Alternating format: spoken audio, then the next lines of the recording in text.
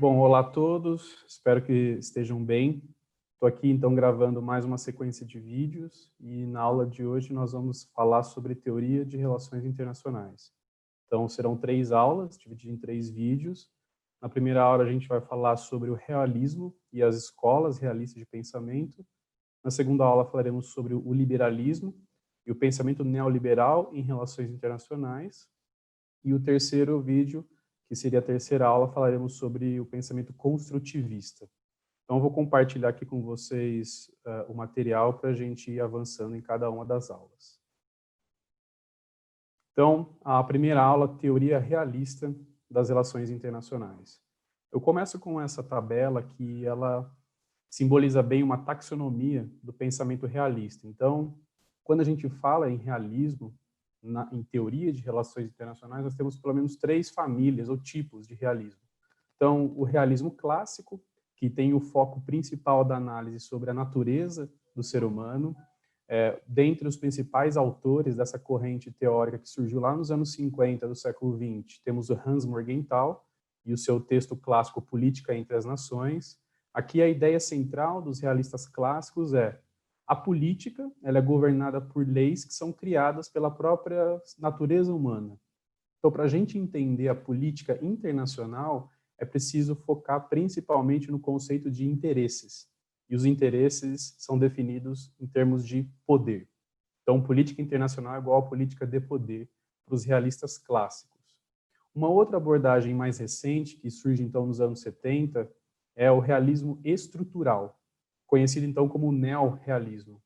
Nós temos 2 principais autores vinculados a essa corrente teórica. Primeiro, o inaugurador dela, que é o Kenneth Waltz, que vai então publicar o livro Teoria da Política Internacional. E mais recentemente nós temos o John Mearsheimer, que é um outro neorrealista, mas de caráter ofensivo. O Waltz é um realista defensivo e o Mearsheimer é ofensivo. E a obra desse autor é a tragédia política das grandes potências.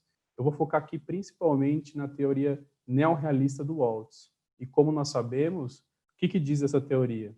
Que a anarquia, a condição anárquica do sistema internacional, produz uma lógica de autoajuda entre os estados e, por conta dessa lógica de autoajuda, eles buscam maximizar a sua segurança nacional. Então, a distribuição internacional de poder mais estável nesse sentido seria um sistema bipolar. Esse é o realismo estrutural. Uma terceira, então, desdobramento do pensamento realista é o realismo neoclássico, que surge nos anos 90 e início dos anos 2000. Tem como um de seus representantes o Fareed Zakaria, que vai publicar uma obra, né, da riqueza ao poder. Aqui, os realistas neoclássicos, eles compartilham as premissas dos neorrealistas, então, de que a anarquia internacional condiciona os estados a maximizar a segurança, porém, eles vão adicionando uma série de variáveis domésticas, como o sistema político, como a capacidade de mobilizar tropas, mobilizar recursos, como fatores que nos ajudam a explicar o comportamento internacional dos estados. Então, avançando para discutir o neorrealismo do Waltz, tem algumas premissas básicas, então, que atravessam todos os realistas, né? O Estado é a unidade básica por excelência nas relações internacionais, o foco da análise está no Estado, todos os Estados buscam segurança nacional, a segurança é medida em termos de sobrevivência, então você é mais seguro quanto maior for a sua capacidade de sobreviver num sistema anárquico. O sistema internacional é anárquico, não há uma autoridade soberana supranacional controlando os estados, e eles, então, estabelecem relações de competição por poder. Essas são as premissas básicas que, numa análise levando em conta cada uma delas, o que a gente esperaria do ponto de vista neorrealista para o comportamento internacional dos estados?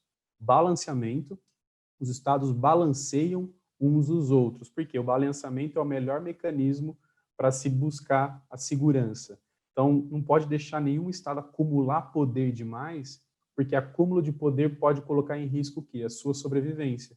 Portanto, se você busca maximizar a sua sobrevivência, você precisa lutar pelo equilíbrio, pelo balanceamento de poder. Outro comportamento que a gente espera, então, é a busca pela segurança. Quando os estados identificam uma situação em que eles estão seguros, portanto, eles têm capacidade de sobreviver num eventual conflito, o que eles defendem? A manutenção do status quo, a manutenção dessa ordem. Quanto mais estável for essa ordem, essa distribuição de poder, melhor, porque maximiza a segurança. E eles vão competir em alguns cenários por conta, então, da tentativa de garantir a sua sobrevivência. Então, eles estão sempre competindo, sempre balanceando e sempre buscando maximizar a sua segurança. Aqui as premissas centrais do realismo neoclássico. Os neoclássicos, eles entendem que, de fato, a anarquia internacional é o estímulo principal para a política dos Estados, para a política externa. Os Estados se comportam sempre respondendo a essa variável fundamental que é a anarquia. Mas só isso não explica o comportamento internacional do Estado. Você tem que adicionar uma série de variáveis intervenientes domésticas. Você tem que olhar para dentro do Estado. Você tem que olhar, então, para o papel das lideranças políticas, o papel da cultura estratégica, das relações entre o Estado, o aparato burocrático e a sociedade civil, olhar para as instituições. Então, os realistas neoclássicos, ao tentar explicar o comportamento internacional dos Estados, falam: a anarquia é fundamental, mas só ela sozinha não dá conta. Olha para dentro do Estado e vê em que medida essas variáveis que eu acabei de mencionar, elas influenciam na percepção do Estado um em relação ao outro, na capacidade decisória de tomar decisão de acordo com um ou outro estímulo e implementar, a capacidade de implementar a política. Isso vai gerar, então, esse international outcome, que é a política externa, o comportamento internacional dos Estados. Então, são três grandes linhagens da teoria realista: realismo clássico focado nos interesses, e o poder é medido em termos de interesse, então vem muito da natureza humana. O neorrealismo, principalmente do Waltz, fala é a anarquia que condiciona o comportamento dos Estados, e o realismo neoclássico a anarquia é importante, mas sozinha não explica tudo. Inclui variáveis domésticas que você tem condição, então, de ter uma análise mais refinada da política externa dos Estados. Então, um quiz para ajudar a memorizar. Qual desses autores defende que a anarquia é o principal motivo para a guerra entre os Estados? É o Maquiavel? É o Morgenthau? É o Robert Keohane? É o Kenneth Waltz? Ou é o Robert Cox? Então é isso.